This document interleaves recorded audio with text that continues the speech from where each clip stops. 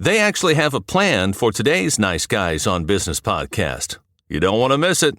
The reason that I know this works is because we're displacing giant agencies at companies like Microsoft, at companies like Coca-Cola, at companies like Amazon. We are the ones that are coming in. We're winning pitches. And part of the reason is that we're smaller, we're more nimble, we're more cost effective, but we can still develop world-class work. Now, in my book, Hacking Advertising, I spell out exactly how this is done, exactly how brands, smaller brands and giant brands, can switch to this creative production model and get out of the big agency runaround. I'm going to put it right on the line. There's been a lot of complaints already. Fooling around on the course, bad language, smoking grass, poor caddying. If you guys want to get fired, just keep it up. If you want to get replaced by golf carts or the nice guys on business, go from where you are now to where you could be. Get expert tips to grow your business, to be more productive and more efficient, whether you're trying to build influence, grow your community, or make it rain. Best-selling author of Nice Guys Finish First, Doug Sandler, can lead the way. The Nice Guys on Business is produced by TurnKey Podcast Productions. Now, here's your host, Doug Sandler. All right, Nice Guy community, welcome back to the podcast. So, big ad agencies and those that hire them, we're about to dig into a paradigm shift. Jon Sneider, he's here to hack the system. As the founder of Wild Gravity and author of Hacking Advertising, of course, as the title would tell you, Jon has cracked the code on masking world-class ads without bloating costs, slow timeliness, corporate nonsense, all of those things that it's just ridiculous how much people are dealing with when it comes to, getting their ads out to the world. Get ready to learn how small, nimble teams can outpace the industry giants. This is one conversation that you won't want to miss. Jon, I'm excited to chat. Welcome to the Nice Guys on Business podcast. Doug, thank you so much for having me. I'm super excited to be here today. Happy to have a fellow Californian. Where are you in California again? Oh, actually, I'm in Seattle. There you go. We're not even in California. Happy to have a West Coaster. West Coaster. A West Coaster. Yeah. I knew somewhere along the way you were there. So for those in our community that they can't see the background that Jon has, got a totally cool. He's got like the cross country skis in his background. You got the film reel. You got a bunch of other stuff. You've staged this perfectly for an audio podcast, Jon. Right. Thanks. I do work hard on the visuals. I mean, I do have a creative production agency, so video, of course, is really important to me. All right, so let's talk about it. Before we get totally into the book, I want to talk about what traditional ad agency, the model, what's going wrong with it? Where do you think that it failed humankind? Well, in the book, I talk about how I used to be the head of advertising for 3 different huge brands, for LL Bean, for Microsoft, and for Redfin. And at every place along the way, the production process was the same. You work with a huge agency. They develop the concepts for the campaign. They develop the concepts for the spots. But then when it's time to produce the spots, they farm out the production work to a production company. Now, the production companies are the ones that are actually going to hire the director, hire the producer. They're going to have all the cameras, get the sound guys, everything that you need to actually produce the film. The agencies are not really involved at that point, except as an advisor. After the spot is done, after it's filmed, then it goes to a post-production company. They're the ones that are going to do all of the editing and the color correction and the sound balancing. And then if you're filming devices or if you need supers or motion graphics, it's going to go to a 4th company, which is the visual effects company. So then you're dealing with 4 different vendors to get your work done. And when I was the client, particularly at Microsoft, I was like, this is ridiculous. Why are we working with so many people? Why does it cost so much money and take so much time? Mm-hmm. And the reason mostly is because of that process. Okay, so I want to back up for just a quick second because the 3 companies that you mentioned, you said LL Bean, Redfin, and Microsoft, right? So That's correct. Enormous organizations. Even if in their startup phase, they were still enormous organizations at that point. That's right. I want to talk to the person that's in our community that may be an entrepreneur that doesn't, of course, they don't have the budget or the timeline or the wherewithal to even know where to begin in this process. And in today's technology prone world that we are living in, it seems like that's just a lot. Sorry, my expression. It seems like it's a lot of fucking waste along the way here. How do you get out of that box, though? How do you take the entrepreneur and share with them, you don't have to do this? Talk to us about that. Well, I mean, there's a lot of technology companies in general that are either sick of working with agencies or don't even want to go that route because they know it's going to cost so much time and money. And the good news is there are now creative production companies. Now, creative production companies are able to go to straight to production. They have creative services like an agency does, but they also do the production, the post-production, and the visual effects. That's how we structured our company, Wild Gravity. And because we did it that way, we can do work at a fraction of the timeline, a fraction of the people, and a fraction of the cost. So if you're an entrepreneur that's out there, you want to seek a company like that that does all of the things under one roof. And I'm sure in hacking advertising, you talk about all of that as a business owner of Wild Gravity, as a partner in Wild Gravity. I'm sure that you have a chance to chat about that. Is the model going to change? Is the evolution of your industry going to evolve to more of what you do and further away from the multi-step process, or do you think that they're so entrenched in the process that it will appeal only to a certain segment of the big box companies, the huge companies that have billions of dollars in revenue coming in the door? Can we ever evolve to what you do and only what you do? Well, the model is absolutely changing. Even at Microsoft, which is a multi-trillion-dollar company now, the money that they spend with agencies is far less. And they're now switching from giant agencies to smaller shops like mine for precisely that reason. The CFO at Microsoft, everyone there, the big wigs there are telling people you have to do more with less. And the reality is that you can create world-class work without all of that time, cost, and complexity. And the reason that I know this works is because we're displacing giant agencies at companies like Microsoft, at companies like Coca-Cola, at companies like Amazon. We are the ones that are coming in. We're winning pitches. And part of the reason is that we're smaller, we're more nimble, we're more cost effective, but we can still develop world-class work. Now, in my book, Hacking Advertising, I spell out exactly how this is done, exactly how brands, smaller brands and giant brands, can switch to this creative production model and get out of the big agency runaround. So I'm asking this question just more out of protection for you rather than asking it because I want to know the answer to the question. But it seems like when you give away all of your secrets in hacking advertising, you're developing an environment that's ripe for other competition to come in and do what you are doing. Why wouldn't you sooner just keep it quiet, not write this book, and just keep doing what you're doing and overselling and undercutting every one of those big agencies that are out there? It's a fair question, isn't it? Yeah, it's absolutely a fair question. I mean, the ad agency industry isn't in danger of being disrupted. It's being disrupted. And one of the keys to our business model is the experience. We have small teams of seasoned professionals that do all of the work. We don't have these large layered hierarchical teams, right, that result in massive bureaucracy, need multiple approvals, right? Because we have a small seasoned teams of pros, the key thing is the experience. So I'm very fond of saying, like, I will give our business model away to any, Stanford MBA grad because they can't just take it and mirror what we do, because the key to it is the experience. We have people that have been producing work like this for decades.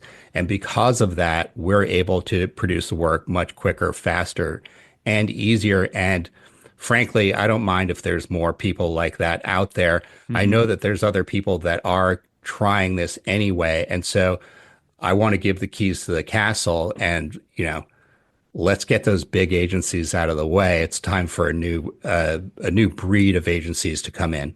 All right, let's talk about hacking advertising. What inspired you? It sounds like I might know the answer to this question already, but what inspired you to write the book, and how did you actually piece it together? Tell me about the process. Yeah, well, our company, Wild Gravity, has been at this for about 8 years. And as I said, we've been displacing giant agencies at massive brands. And so after a while, I was like, why don't more people know about this? Why aren't there more people that are approaching it this way? And I was like, well, there's several keys to what we do that are different that people have to know. It isn't just about stacking creative and production together. Yes, that's part of it, but people have to know how to do that. You can't just take an agency and bolt on a production company. You can't take a production company and bolt on an agency because all of the bureaucracy is already built in already, right? Yeah. So you either have to strip away all that bureaucracy, which is hard, or build it from the ground up, which is, I think, the best way to do it. So let's get into some of the meat of the book. I know there's some critical elements and some things that we want to be able to share with our listening audience. We can't get our hands around or our heads around the entire book in a 20 or 30-minute interview. So what do you want people to know when they come into reading the book, and then what do you hope that they get out of it once they're on the tail end of reading those chapters? Well, I want people to know that there is a better way, that they are not constrained to work with huge agencies that often have crazy entry fees, like they make you sign up for $500,000 or $1 million worth of work even to get going.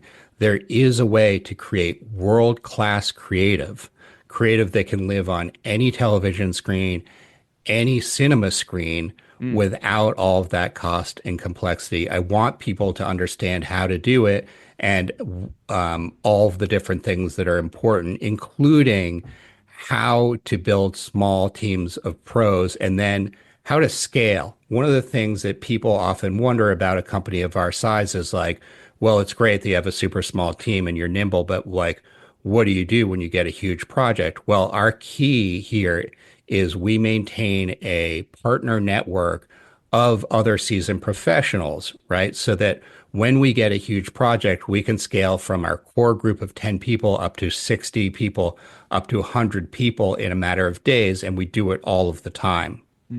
That's amazing. All right, so now somebody's gotten into the book, and I know you have one of your alliterations there is you have some magic metrics. So why don't you talk about the magic metrics for a second?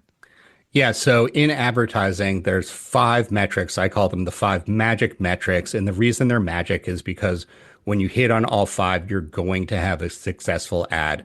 And a lot of brand marketers and agencies often forget about what they're actually trying to do. Now, the 5 metrics are breakthrough, which is, do I remember seeing the ad? Then there's product message recall. Do I remember who it was for? Right. And then there is message recall, which is, do I remember what they were saying about the product? Do I remember what the offer is?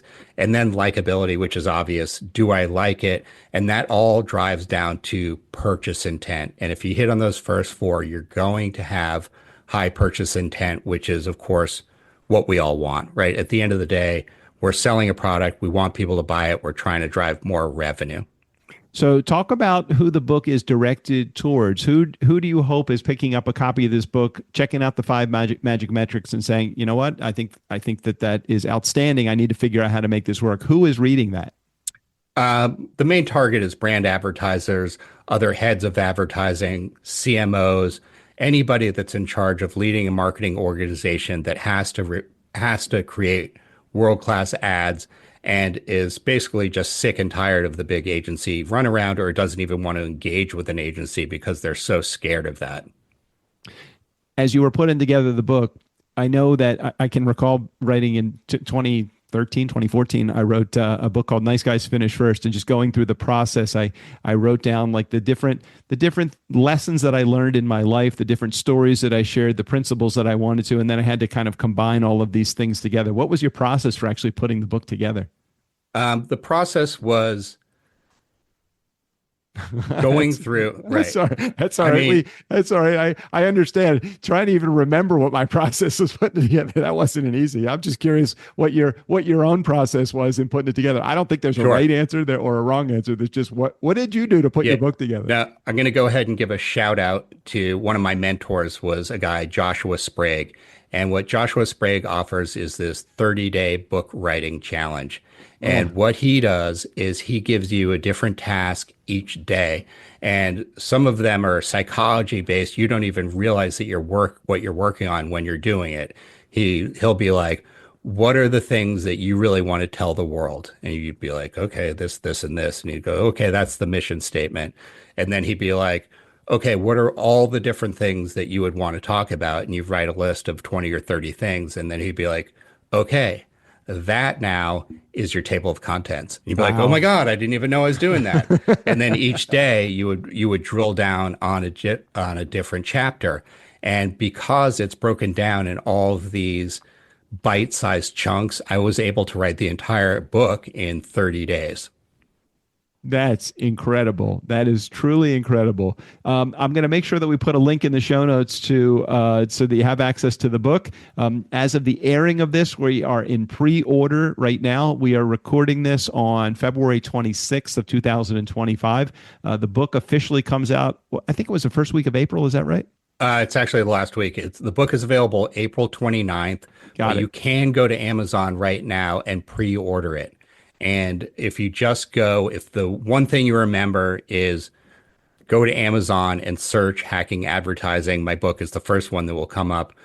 You can go ahead and pre-order that now and make sure you get a copy from the first run. Yeah, we want to make sure we're blasting this out to the world in pre-order right now. Again, if you're listening to this pre-April 29th, just go over to, like John just said, just go over to Amazon and type in hacking advertising, or you can just check the link in the show notes. We'll get you to the landing page, hackingadvertising.com, where you can pre-order directly from there. The bonus, if you go to the website as opposed to Amazon first, is you have access to get the free guide as well. So what is the guide that you're going to provide for everybody? That's correct. If you go to hackingadvertising.com, I provide a free guide, which are the top 5 ad production mistakes that people tend to make. And those include things like not aligning production and creative at the get-go, and all of the problems that you can run in with different things like that. For instance, like, don't write an elephant into the script and then find out that the production company, can't get an elephant, and if they did, it would be too expensive, and they can't get a visual effects company to do it because that also would cost a lot of money.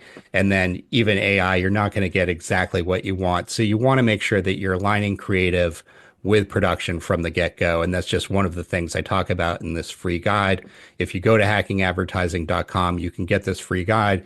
And you can also sign up for the newsletter, which I'm providing free content from the book and kind of a behind the scenes on the publishing process. That is great. Well, I appreciate you sharing that. Let's advance the clock down. I don't know, 2, 3, 4 years, however far out your forecasting brain can work. What would you hope to accomplish with your book? Where are we heading with it? You know, this is a disruptive book. I am looking to disrupt the ad agency. I want to have more companies like Wild Gravity. I want to even, it's for everybody. And it's not just, I'm not anti-agency.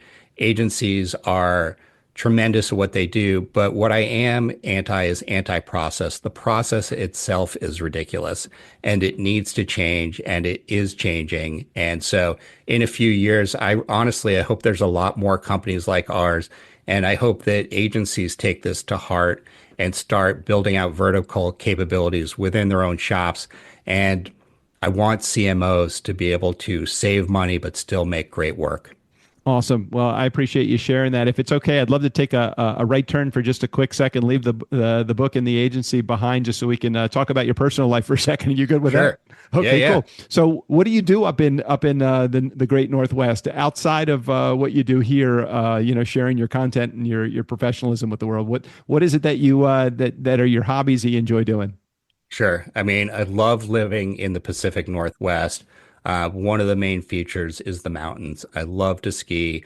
I'm a big skier, and we have great ski hills that are an hour and a half or even 45 minutes away. That is one of my favorite things to do. I actually grew up in Boston, grew up skiing in New Hampshire and Vermont. And while I love that, the mountains here are just so much better, so much bigger, and much closer. If you're skiing in Vermont or New Hampshire, it's still like a 2.5 hour drive to get anything decent.